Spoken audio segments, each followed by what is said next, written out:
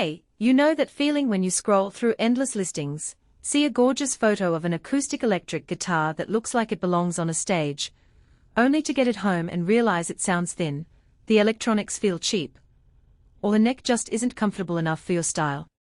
I've been there more than once, and it's why I spend a lot of time actually playing the instruments before I talk about them. Link is in the description if you want to check the product details on Amazon. The Taylor 214 CEK is one of those models that sits in the mid-range price bracket and promises a blend of classic Taylor tone with a sleek, travel-friendly body. The first thing I did was plug it straight into a small PA system at a friend's open mic night. The sound didn't just sit in the room, it filled it, and that's a big clue about how the built-in pickup and preamp are doing their job. But the real test is how it feels after you've been playing for an hour, whether it stays in tune through a set, and if the vibe matches the price tag. Who should actually consider buying this guitar?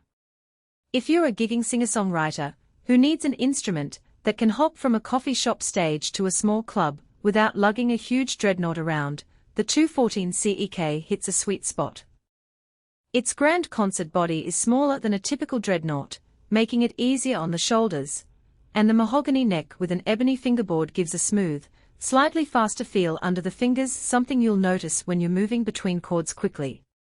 The koa back and sides add a visual flair that also contributes a bit of mid-range warmth, so if you care about both looks and a tone that sits nicely in a mix, you'll appreciate that combination. On the other hand, if you're hunting for a pure acoustic that you'll use mostly unplugged, or you need a guitar with a massive low-end boom for bluegrass flat picking, this might not be the best fit. The spruce top on the 214 CEK is responsive, but it's tuned more toward balanced, articulate tones rather than the booming bass response you get from larger grand auditorium or dreadnought bodies. In a room with a lot of ambient noise, you might find yourself reaching for the pickup more often than you'd like, which defeats the purpose of an unplugged acoustic vibe. One practical strength that really stands out is the built-in Taylor Expression System (ES) pickup. In my tests, the ES captures the nuance of finger-picking and soft strums better than many passive systems you see on similar-priced guitars. When I switched from a clean acoustic mic on stage to the ES output, the transition was almost seamless, the audience still heard the dynamics of the performance, and I didn't have to fight feedback.